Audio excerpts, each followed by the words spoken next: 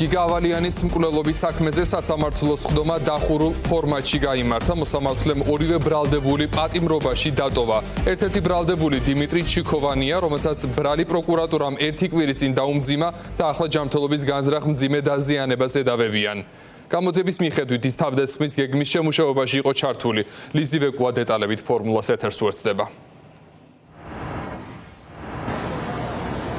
თითქმის 5 საათის განმავლობაში ისმენდა მოსამართლე ვალერიან ბუგიანიშვილი, როგორც დაცვის, ასევე ბრალდების მხარის შუამდგომობებს გიგა ავალიანის საქმეზე დაკავებული ორი არასრულწლოვანი საქმესთან დაკავშირებით დღეს გაიმართა პირველი სხდომა მას შემდეგ, რაც პროკურატურამ გიგა ავალიანის საქმესთან დაკავშირებით დაკავებული არასრულწლოვანებიდან ორს ბრალი გადაუკვალიფიცირა დანაშაულის შეუტყობინებლობიდან უფრო მძიმე მუხზე, რაც გულისხმობს ჯანმრთელობის განზრახ მძიმე დაზიანების დაგეგმვას და დღეს გაიმართა წინა სასამართლოს სხდომას, სადაც გადაისინჯა როგორც აღკვეთი ღონისძიება, ასევე იმსჯელეს სხვადასხვა შუამდგომობებზე და დააყენეს სხვადასხვა შუამდგომობა მტკიცებულებების დართვასთან დაკავშირებით, გეტყვით იმას, რომ აღკვეთი ღონისძიება არ შეცვალა მოსამართლემ და დატოვა ძალაში ორივე ბრალდებულის შემთხვევაში, ხოლო რაც შეეხება შუამდგომობებს, პროცესი გადაიდო და შემდეგ სხდომაზე გავიგებთ თუ დააკმაყოფილებს ის როგორც დაცვის, ასევე ბრალდების მხარის შუამდგომობებს მტკიცებულებების დაშვებასთან დაკავშირებით.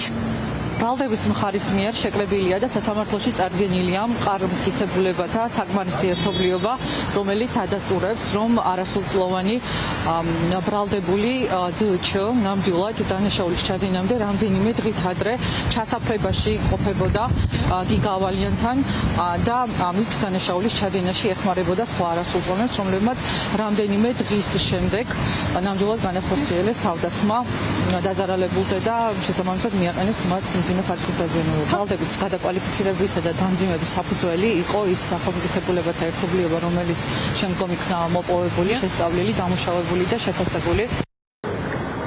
უფლებადამცველების პოზიცია შემდეგნაირია, ისინი ჩვენთან არ საუბრობენ საქმის დეტალებზე, რადგან მათ გაუთქმელობის დოკუმენტზე აქვთ ხელი მოწერილი, თუმცა ამბობენ, რომ მათი დაცვის ქვეშ მყოფები არიან უდანაშაულო და ეს დამტკიცდება იმით, რომ საქმეში არ დევს არანაირი მტკიცებულება, ისინი მიიჩნევენ, რომ ეს ყველაფერი არსებითი განხილვის ეტაპზე კიდევ უფრო ნათელი გახდება, როგორც უფლებადამცველები ჩვენთან საუბრისას აღნიშნავენ, არასრულწლოვანი აღნიშნულ ბრალთან დაკავშირებით თავს დამნაშავედ არ ცნობენ.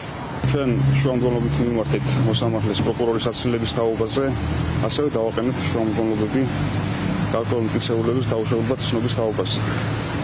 დღეს გამარჯვებით სასამართლო პროცესი გადაიდო. არც ერთი მტკიცებულება არ არსებობს, რაც დაადასტურებს ბრალად წარდგენილ ქმედებას. ჩემი დაცვის ყოფილი პირის მიმართ. დემეტრე თავსნობს უდანაშაულოდ წარდგენილ ბრალთან დაკავშირებით.